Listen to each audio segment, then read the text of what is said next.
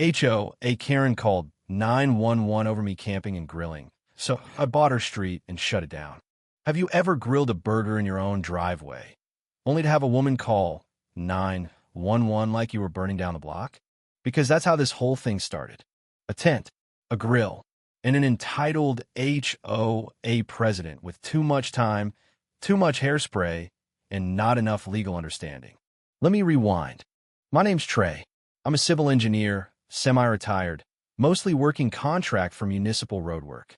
3 years ago, I bought a small 2-story house at the edge of an old suburban loop called Fernwillow, circling a quiet cul-de-sac outside city limits. My place sits right at the mouth of the loop, on the edge of an unincorporated zone where no HOA legally applies. Or so I thought. Enter Karen. Karen Bloomberg, late 50s, heavy-set, with a lemon-pursed mouth that looked like it hadn't smiled since dial-up internet. She wore visors like crowns and marched around in sweatpants printed with words like authority and believe, as if those alone gave her power. She ran the Fernwillow Homeowners Association like a personal dictatorship. The woman had 3 clipboards sewn for fines, 1 for complaints, and 1 labeled emergency HOA actions. That one had laminated tabs. I first met her 2 weeks after moving in when she stood in my driveway, demanding I paint my garage door something less aggressive. It was beige. I told her, as politely as I could, that my property wasn't subject to the HOA. She blinked. You're mistaken. If you're within sight of Fernwillow Circle, you fall under its jurisdiction. That was strike 1. I showed her the property line survey. I'd verified it before the Purchase-Me parcel touched the street, but was deeded outside the HOA boundary. She didn't like that answer. But it wasn't until July 4th weekend that things really caught fire. Literally, I'd set up a simple camp tent in my driveway. My niece and nephew were visiting from out of state, and we'd promised them a mini camping night. Just us, a cooler of soda, a little fold-out table, and a charcoal grill rolling with the scent of burgers. The sun was setting, the kids were giggling inside the tent, and I was flipping patties when I heard the voice. It came from across the hedge like a crow calling from a perch. This is not an approved activity. Karen stood on the sidewalk, arms crossed over her chest like she was about to recite the HOA gospel from memory. I nodded politely. Evening. Take down the tent and extinguish that grill. This violates HOA open flame code and unauthorized external shelter protocol. I stared at her. You're kidding, right? Section 5.3b, Outdoor Assemblies and Temporary Structures, she recited. No unapproved outdoor installations within view of public thoroughfare. I chuckled. A gamey house isn't in your HOA, you don't get to cite me. That's when she took out her phone. I'm calling 911, she said flatly. This is a fire hazard. You're endangering children, and you're trespassing onto a shared-use private road. Ma'am, I'm on my own property. But she'd already dialed. And the wildest part? She actually used the phrase camping terrorism. I couldn't believe it. Neither could the sheriff's deputy, who showed up 20 minutes later. Deputy Alvarez arrived calm, but slightly annoyed. We got a call about an open flame and illegal camping on HOA controlled ground. I pointed to the driveway. Charcoal grill. Small tent. 2 happy kids. Everything 10 feet from the property line.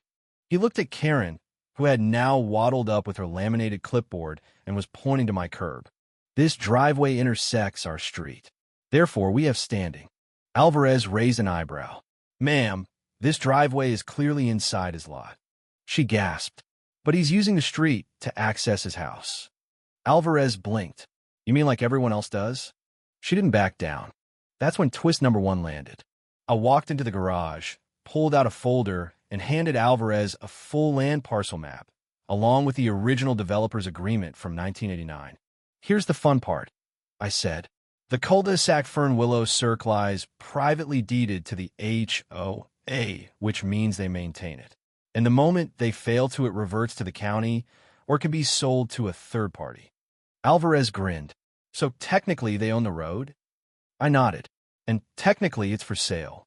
That's right. Turns out the HOA was broke. I looked it up weeks ago. Karen had been mismanaging funds for years, using HOA money to buy outdoor sculptures, printing personalized warning letters, and hosting 3 mandatory wine tastings with HOA dues. They couldn't afford to reseal the street. And as per the clause in the founding plat, if the HOA can't maintain the road, they're allowed under County Code to sell it. So I made an offer, $12,800, cash, to the last remaining unpaid trustee who was trying to flee Karen's madness. I submitted the paperwork that morning. The county was reviewing it by the time Karen called 911. And it gets even better. The next week, the paperwork cleared. Karen had no clue what was coming. The sale was legal, final, irrevocable. I now owned Fernwillow Circle, the road she built her entire HOA power on. And not just owned it, I owned it as a private utility corridor with a legal right to regulate vehicle access, signage, and surface use. The irony? She handed me the keys to her empire in her arrogance. All I did was read the footnotes. The county sent out certified notices to every house on Fernwillow Circle. They were shocked most of them didn't even know the HOA still legally owned the street. Karen had hidden that fact, never disclosed it during property sales, and had even forged documents implying it was under city control. But the title was crystal clear now. It was mine, and I didn't waste time. On Monday morning, I had 2 contractors come out. They drilled and installed custom metal street signs at both ends of the loop. The new name? Traysway Private Access. And under that, resident driveway use only. No HOA authority beyond curb line. Karen exploded. She marched up to the work crew, arms flailing, clipboard in hand, screaming, "This is vandalism. Unauthorized construction on my street." One of the workers calmly replied, "Talk to the owner." She turned and saw me. Hard hat, coffee in one hand, deed in the other. "I own this street now, Karen." She laughed. "That's not possible." I handed her the notarized title. She went pale, then red, then purple. "You bought my power. You can't buy an HOA street. That's unethical." I shrugged. "You made it possible. You let the trustee list it. You refused to fix the pavement. You chased people out with citations until the board collapsed." She screeched, "You're ruining this community." That's when twist number 2 dropped. 3 of her former board members quiet. Older couples who had been bullied into submission came forward with emails, text messages, and signed statements showing Karen had faked board meeting minutes, forged at least 7 violation letters, and even used HOA funds to install a custom-built spa on her backyard patio. They gave it all to the County Fraud Division. Karen was served with a cease and desist letter 2 days later. The HOA was formally dissolved. She tried to sue me for emotional damages caused by asphalt harassment. The judge laughed. Case dismissed in under 10 minutes. Her final act of desperation? She tried to hold a community rally on the sidewalk. But that sidewalk also included in the deed. So I put up a simple rope barrier with a polite sign. Private road. Private walkway.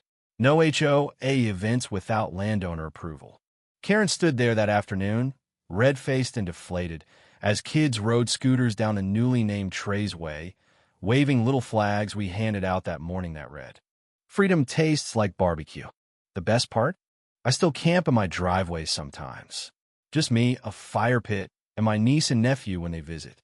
They bring esmores and wear Traysway shirts we had custom made. My neighbors bring lawn chairs. No one's afraid anymore. They play music, they decorate how they want, and no one gets fined for grilling corn after 7 p.m. Karen? She sold her house 6 months later to a family who built a chicken coop and painted the front door bright orange. I sent them a welcome gift, a pack of charcoal and a card that read, "Your driveway is your castle. Grill proud." So now I ask you, was I wrong to buy the street that tried to silence me? Or was that the only way to show Karen that control can't beat community? The end.